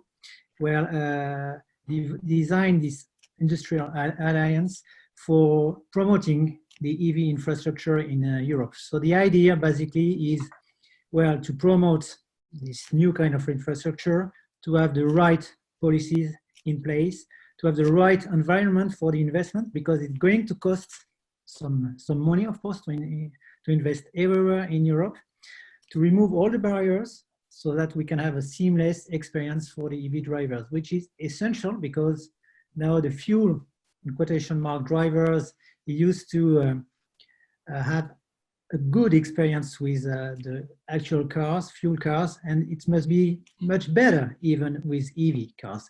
So we must have these in right policies. So that's the reason why we are building in Europe this alliance, this industrial alliance for EV infrastructure. Right. Okay. Thank you. I'm just writing down the names of the companies and trying to work out what you're going to call it. So Allego, ChargePoint, EV Charge, Allego, Leg Charge Box. What's it called? What are you going to call it then? Has it got a name? Does it have a name? Do you have a name for the alliance? Let me take that one. Yeah. So first we're going to share a short video. Oh, okay. Go ahead, guys. Right. It's called Charge Up Europe. Charge Up Europe. Oh, wow. And actually, Charge Up Europe, that's what we want to do. We want to roll out the charging infrastructure to meet the demand for EVs and stimulate the market even further. We think the name reflects the aims very well. And it has been founded by the three companies, but this is just a start and we want many others to join. So we are calling, it's an open call to the industry, to the other industry players to join the party. You know that there are many e-mobility organizations out there, but Charge Up Europe is the first unique voice for the charging infrastructure sector on a European level. And we already have several other candidates, companies that are eager to join, and we actually want to work on the EU policies and investments frameworks so we can play a crucial role in the future of this sector. So we need to be there, we need to be active, and we need to be heard by the European Commission. We can be better by achieving this if we actually do that with more companies involved than on a standalone base. And we have to join our forces to make this industry grow in a successful way. And so also today we have published a press release We launched a website and also social media channels. And we encourage all interested people to have a look and to reach out to us. We are happy to have further conversations and to build out this alliance on a bigger way for the industry. So please join us and let's make it a successful growth of the EV charging industry within Europe. Thank you. Wow. Wow. Bravo. That's fantastic. Do you know what? This is what everyone who doesn't know very much about EVs always talks about. Why don't people collaborate? Why are there so many different things? How's it, it's confusing. I don't understand what's happening. Christopher, Christoph just mentioned Brussels there. So even though I'm British, feel sorry for me. Please, let's not mention the other word I don't want to mention. Given then your background experience, policy at Brussels, etc., is this something that you kind of came to Christoph with, or has it come the other way around? Does this come from Brussels? I'm just trying to work out whose idea this is. Now you're all going to say it's yours, but yeah, it's because I can speak now. No, that's right, Roger. No, absolutely. So I think it's an idea that came from all of us, to be honest, because we do meet regularly at industry events, and obviously the industry is new. And our sector really needed a voice. And I think a voice in the policy world is absolutely critical if we want to make sure that we enable investment, that we enable an open market model. And that getting that policy framework right in Europe, right, and I'd still include Britain, at least geographically in Europe, is critical to achieving this, especially in the context of things like the Green Deal that's much talked about, and also the Alternative Fuels Infrastructure Directive. And I think Politico mentioned it this morning, who gave away a little bit the name before all of us got together here. But there's some really important legislation going through. And what we want to do is be working with EU decision makers, with decision makers across Europe, because the cities have a big impact on this. National governments have a big impact, but also regions have a big impact. And of course, work with other stakeholders and influencers to identify what these policies should be, what investments are needed to facilitate the transition to EVs. And all of this by being a center of expertise, by contributing data, insights, ideas. I mean, Mathieu, Christoph, and I decided to, dedicate quite a lot of our time and some dedicated people as well to this, to really create this industry for electric mobility and charging infrastructure. And actually what we're aiming to do is have a launch event in Brussels this summer. Obviously the date's a little in flux for obvious reasons, because all of us are sitting at home right now and we'd like to get out of our houses to do that together. But the event will basically bring together stakeholders from the Commission, from member countries, from other associated countries, from Parliament, from industry, to discuss sort of ongoing policy initiatives, what's going on and what's needed to develop this sector. And I'd love everybody here to go to the website. It's chargeupeurope.eu. We're also on Twitter and on LinkedIn. Please tune in there, follow us, and we'll make sure that all of you get updated when we have news to share to date and actions and things like that. Well, gentlemen, hallelujah. This has been a long time coming. You're talking about alignment. You're talking about putting legislation with the practitioners. You're talking about understanding what the customers are. You're talking about, private use, business use, alignment. This is what has been so sadly lacking, that, it's all been a bit spinning plates or whatever, description you want to give it. So all credit to you, and I'm really intrigued. We're going to go to questions from the audience, because I think that's why we're running this thing. But I'm very intrigued as to how collaboration works at the same time as competition, because when it's all is said and done, competition is there. It's the world we live in. It helps markets thrive. It keeps people focused on the customer, and I'm very intrigued now to understand how that competition will work within this collaboration of what you've just announced. So to help that, before we go to questions, we're going to run the last poll, the final poll.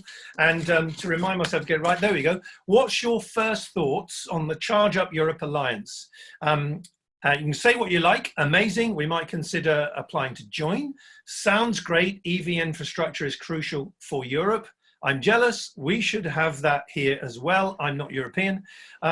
I'll first wait to see some results. So I'm going to put my answer in, and let's just see, guys. Here you go. There should be a drum roll at this point, because you're now going to see what people think of it.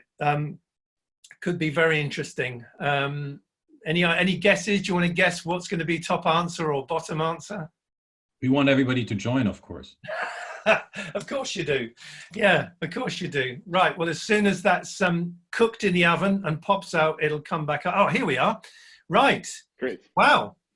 62%. Sounds great. EV infrastructure is crucial for Europe. Yep. I think you're on the right page, gentlemen.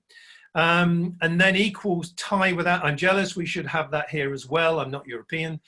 I'll first wait to see some results, 30%.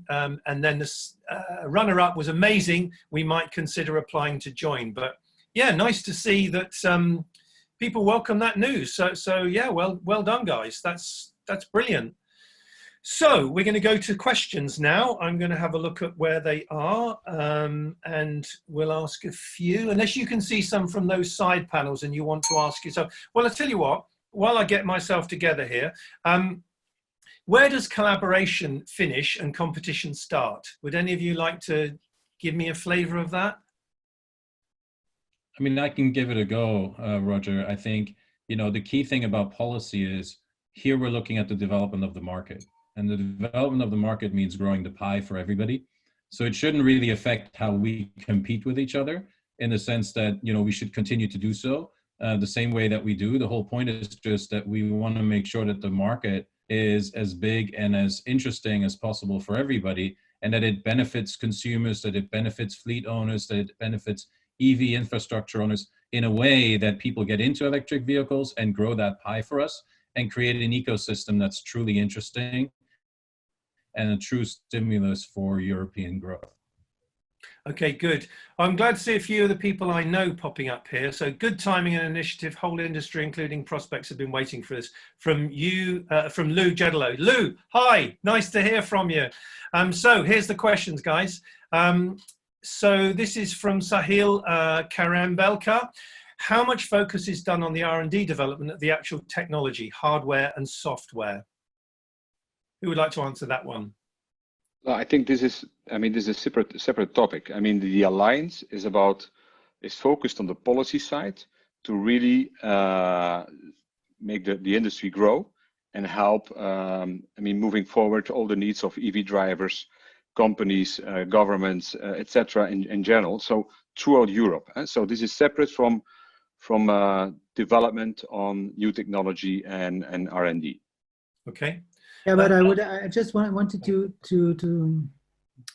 stress something here. The goal of the policy is to make any new technologies available and ready to be adopted if needed, so that we must be agnostic in this kind of technology. Yeah. So the policy must be right without any proprietary IP, for instance, and we are for open standards so that everybody can compete in this market.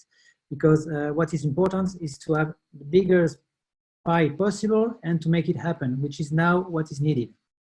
Sure. Yeah. Andrew Duckworth says, what are the key objectives and what does success look like? Nice, simple, straightforward question. Good question, Andrew. Who would like to take that? Yeah, I can just have a go at it. I mean, first of all, I wanted to say, because I'm looking at the questions as well, and the question came up to the previous one around Sharon, for example. This is not, putting an industry alliance in place that should substitute what sort of technical organizations are doing. If anything, it should supplement that work, to Christoph's point about its policy focus. And then, so what would a good result look like? I think one result is, the awareness of decision makers, of policy makers around EVs should definitely be improved through the work of the Alliance, meaning we want to get information out there, data out there, get people really informed so they take informed decisions when they decide on our industry. Second point would be, I mentioned the Alternative Fuels Infrastructure Directive. I think that's a directive that's 7 years old by now. At least in terms of when it was conceived. The industry almost didn't exist back then. We just heard from Christoph about when his company started. Ours is a little bit older, but certainly wasn't in Europe back then. And so the point is, what we want to achieve on directives like that and on pieces of legislation is to ensure that, you know, certain standards are changed, certain regulatory frameworks are changed that enable this industry to grow in the way that the industry looks now when it's starting to mature, and that really allows us to become mainstream over time. So one is education, and the other one is really affecting concrete policy proposals and initiatives in a way that furthers our industry's goals and our industry's sort of future. Okay. Here's a very blunt question, but I think it's perfectly legitimate and should be asked. Has any company starting out getting profit from investment? So again, it's sort of a bit of the chicken and egg thing. You know, we need the volume of EVs on the road to be driving the business model to good effect. But what would you like to say to that, any of you? You know, where is the profitability in this proposition in terms of EV charging? Christoph. Well, maybe I'll pick this one to start, and then I'll share it with my colleagues. But EVBox has been profitable from 2010 till 2017. And we have grown our business without external cash flow during 7 years in a lean and mean step-by-step approach. And after that, we have chosen to invest more to actually grow more rapidly and invest more in R&D to accelerate that for only a couple of years till we go back into a profitable bottom line again. And so it is possible, and we already see also, I mean, we don't operate and own network, so we are focused on the hardware, the software, and the services. But I know that there are cases out in Europe and also in the Netherlands where larger networks are already managed in a profitable way and further expanding. So it is not that far off anymore that EV charging becomes profitable or is profitable, because it's already the case in certain regions, countries, and networks. So it's already there. Christoph and Mathieu, would you like to comment on that or add to that? Yeah, I think that the situation is improving because of the uptake of the EV cars, of course. The first years were tough, that's true, because, well, the profitability comes, and Allego, we operate our own networks. So now we're beginning a big change, and for the future, that's the reason for us it's so important. I think that there is a path, and absolutely a good path for profitability if the uptake is here. So that's the reason why for everybody, and for hardware manufacturers, for software manufacturers, in order to improve that, we need to have EV cars, vehicles, and any EV, by the way, the trucks or whatever, to take off in order to make it profitable. And if it is, then it will be a virtuous cycle, because we don't need any more subsidies or whatever, or this kind of stuff, because it can grow by itself. Yeah, scale. And this alliance is going to help, because by also focusing more on policy and, for example, creating the right for a plug for every European, so that EV charging infrastructure can deploy it faster and better and easier for people at home, at work, in the city, etc., will actually help to adopt EV driving, e-mobility in general, and will make the market grow in an efficient, faster way, and will help the whole industry to become more profitable that way. So the policy on a European level is very important to really make progress together as an industry, all together, and make sure that every European has the right on a plug and can charge everywhere throughout Europe in the different environments and segments that he needs. Right. Well, we've only got a few minutes. So I'm going to do 3 or 4 more questions. So I'm going to try and whiz through them if I can. I'm going to point this one at Christopher. It's from Santiago Blanco Udiales. He says, do you think that an e-mobility public network should be considered as an essential service like oil-based stations, you know, petrol stations? He thinks yes. So given your background in policy and Brussels, etc., how would you answer that question?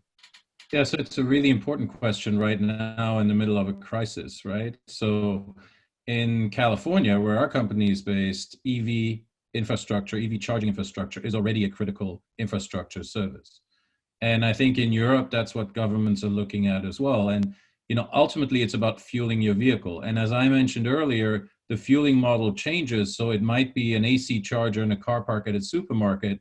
And when I go to the supermarket right now to buy goods for the family, people are charging their vehicles there. And that is a critical infrastructure, just like a fast charge network on a highway or another charger that's publicly accessible. I think people will hopefully not be doing too much driving right now because we're not supposed to, but those of us who drive, those of us who need to drive ambulances, those of us who need to drive, essential vehicles need to be able to charge them. So that infrastructure, and that's going to be one of the objectives of Charge Up Europe, has to be seen as critical infrastructure, which means it needs to be able to be built, maintained, serviced, and so on during times of crises and literally pretty much any time.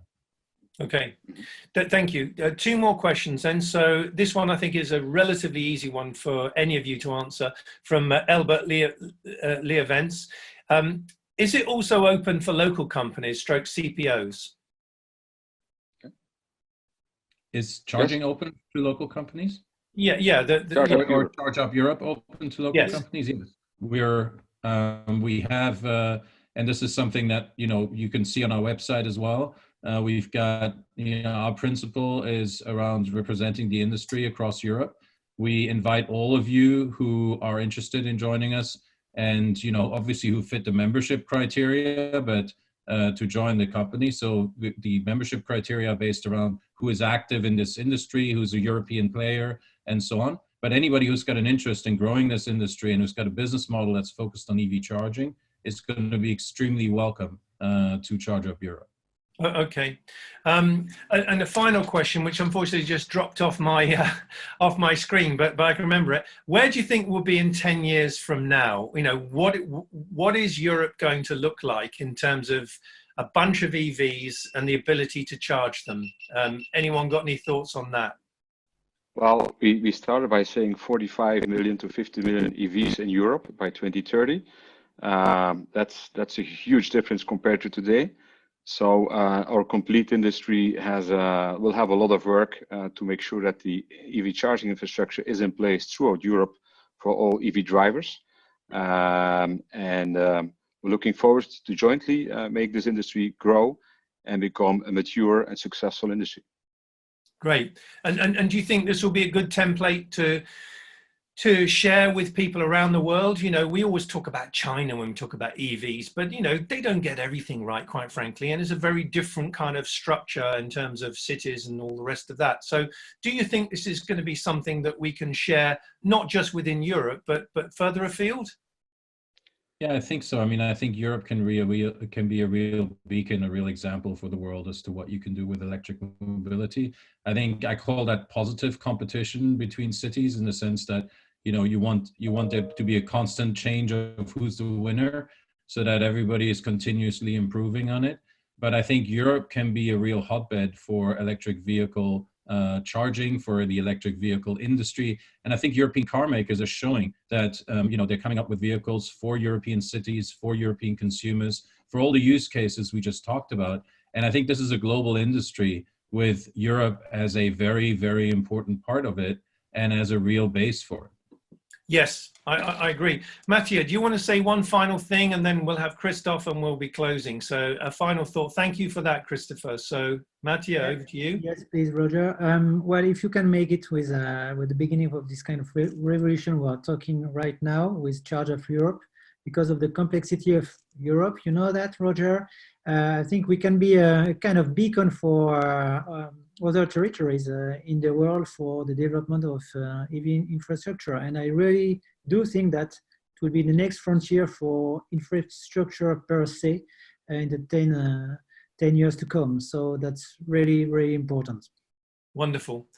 Thank you. So Christophe, final word, please. What's your sense of, I'll wrap up for 60 seconds at the end, but what would you like to leave our audience with in terms of what happens next?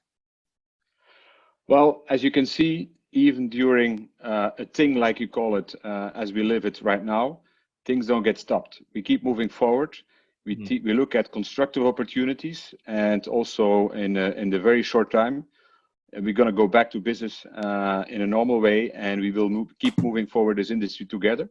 And so I'm super excited that we had over 1,000 people on average staying with us for the last 2 hours here during the online digital event. We all invite you very warm, in a very warm way on September 8th at the Amsterdam event. Let's gather there, as in make it an annual gathering of the industry, see each other, and have a coffee and a chat about this initiative, but also other things that will be announced by that time, and how we are picking up this small crisis in a positive way towards a positive growth of our industry towards zero emission mobility. So see you September 8th in Amsterdam at Revolution. And shall I bring my harmonica? Of course. Yeah, actually, I've got some plans. You know, we've been talking with the team. We had something pretty, I think, amazing lined up to start the show this year. So we'll save that for September. I'm not going to say any more. I'd just like to thank the three of you for having, quite frankly, having the balls to have the initiative to bring something together, to collaborate and deal with the competitive challenge and all of that. That's what it needs. That's what we're seeing now in dealing with the thing. And so good on you. Good luck, and I look forward to talking to you all again and seeing this all emerge and go from strength to strength. So thank you to everyone for watching. Thank you for your questions, and we'll see you all again very soon. September the 8th, Amsterdam. Be there. Thank you. Goodbye.